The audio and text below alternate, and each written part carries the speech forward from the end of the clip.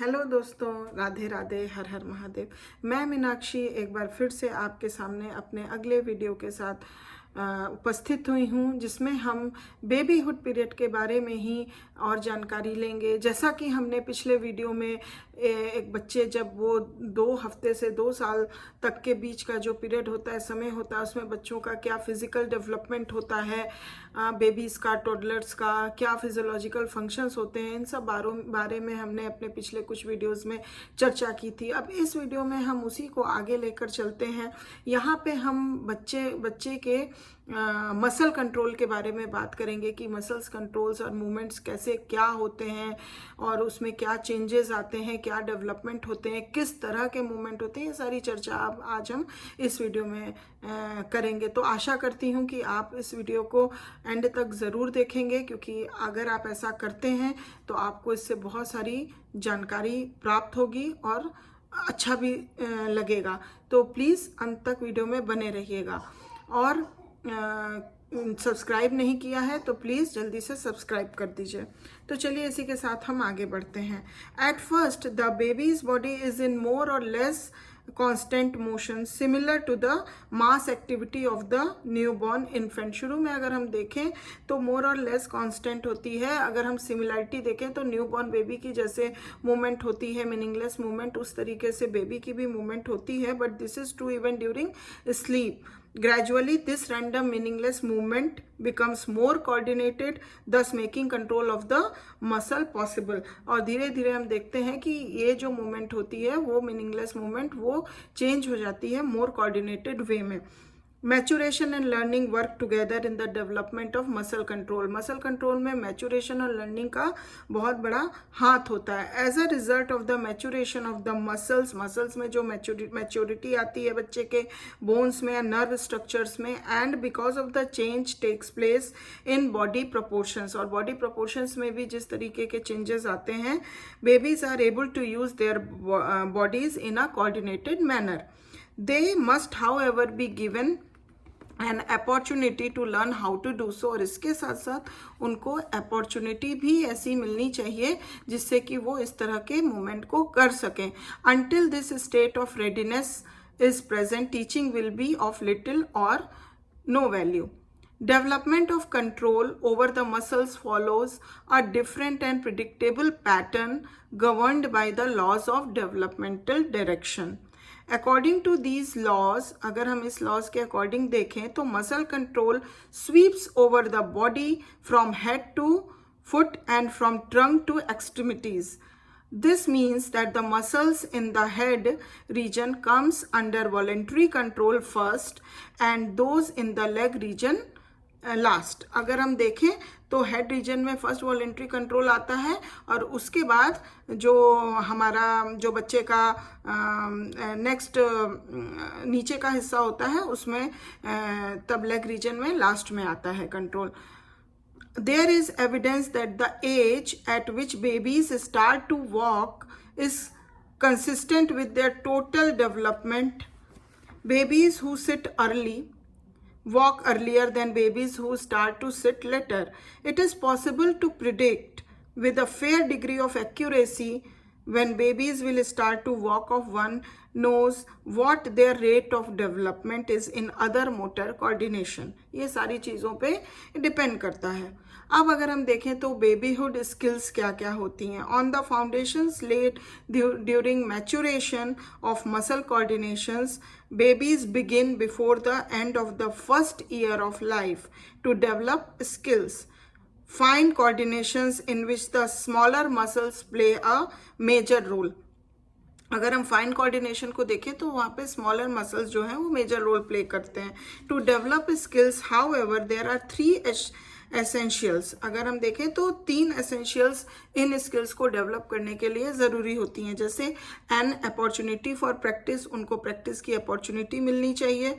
N incentive to learn, कुछ जब उनको वो चीज़ सीखना हो तो उनको कोई ना कोई प्रकार के इंसेंटिव प्रोवाइड करना चाहिए, जिसके रिइंफोर्समेंट के द्वारा ही वो उस चीज़ को, उस एक्टिविटी को, उस स्किल को डेवलप और लर्न कर सकेंगे। And a good model to copy with guidance to ensure that the copying will be correct. और एक गुड मॉडल जिसको वो कॉपी कर रहे हैं वो एक सही चीज़ को इमिटेट कराए बच्चों के द्वारा, जिससे कि सही तरीके से उनका स्किल डेवलपमेंट हो. तो ये 3 बातें बहुत ही एसेंशियल हैं. Before babyhood is over, babies acquire many skills that are useful to them in their daily activities. Babyhood के एंड तक आते आते बच्चे जो हैं बहुत सारे स्किल्स डेवलप कर जाते हैं जो उनके डेली लाइफ एक्टिविटीज़ में बहुत ही यूजफुल होते हैं. At first they are unable to integrate the different parts of skill, with the result that the skill is of little value to them. With practice integration takes place. पहले तो उनके लिए वो value नहीं करती हैं, उतना वो फोकस नहीं करते हैं, बट प्रैक्टिस होते होते integration takes place. None of these skills will be well learned in the relatively short span of babyhood. अगर एक छोटा सा शॉर्ट स्पैन बेबीहुड पीरियड का देखें तो बहुत पूरी तरह से स्किल डेवलप नहीं हो पाती है, but they serve as the foundation of skills that will be refined and more completely learned as babies emerged into the childhood years. तो हम देखते हैं कि बेबीहुड पीरियड लास्ट जब तक होता है, एंड होता है, तब तक पूरी तरह से वो स्किल्स डेवलप नहीं हो पाती हैं, बट हाँ प्रैक्टिस के थ्रू एक फाउंडेशन सा लेट डाउन होता है जो कि बाद में जब वो चाइल्डहुड ईयर्स में, अर्ली चाइल्डहुड ईयर्स में एंटर करते हैं तो वो as a foundation laid down होता है, जिससे कि आगे उनको उस चीज़ को करने में ज़्यादा कठिनाई नहीं पड़ती. उनको एक आइडिया बना हुआ रहता है, प्रैक्टिस रहती है, तो वो उसको और भी बेहतर ढंग से डेवलप कर सकते हैं. The skills that all babies can be expected to learn are usually divided into 2 major categories. जो मोस्टली हर बेबीज मतलब जो जिस तरह के एक्सपेक्ट किया जाता है कि लर्न करें स्किल्स को, वो मेनली 2 ब्रॉड स्किल्स में डिवाइडेड हैं, hand skills and leg skills. Because there is a rapid increase in the use of the hands during the early weeks of life, hand coordinations develop rapidly. So as each new hand skill develops, it absorbs babies in interest and activities, and they devote much of their waking time in the use of their hands. वो hands का ज़्यादा इस्तेमाल करते हैं. This further increases their control over them. तो ज़्यादा practice में लाने से हैंड का कंट्रोल बहुत अच्छे से उनको करने आ जाता है. By contrast, because the major part of babyhood is devoted to developing the ability to walk, leg skills are only in a rudimentary state of development by the end of this period. The new leg skills acquired during babyhood are learned mainly during the last part of the second year. तो leg skills जो develop होते हैं वो last part of babyhood period में ही develop होते हैं. शुरुआत में हैंड का बच्चे ज़्यादा इस्तेमाल करते हैं, इसलिए उनका हैंड स्किल्स जो है वो ज़्यादा बेहतर ढंग से डेवलप होता है बिकॉज ऑफ द प्रैक्टिस. अब हम बात करते हैं beginning of handedness. Learning to use one hand in preference to other. Handedness is an important aspect of the development of hand skills during babyhood. तो हैंडेडनेस क्या है कि डेवलपमेंट ऑफ हैंड स्किल्स है, जो कि जब बच्चा अपने एक हाथ का इस्तेमाल करना शुरू करता है या करता है. During the early months of life a baby is ambidextrous with no preference for either hand. By the time they are 8 months old, babies who are above average in mental and motor development show a greater degree of hand preference than those who are less well advanced, and this preference is usually for the right hand. However, most babies shift from the use of one hand to the other, depending largely on the position of the person or object they want to reach. If the object is closer to the right hand, that is the hand the baby will use. Shifting likewise occurs during the second year, but not as frequently as during the first.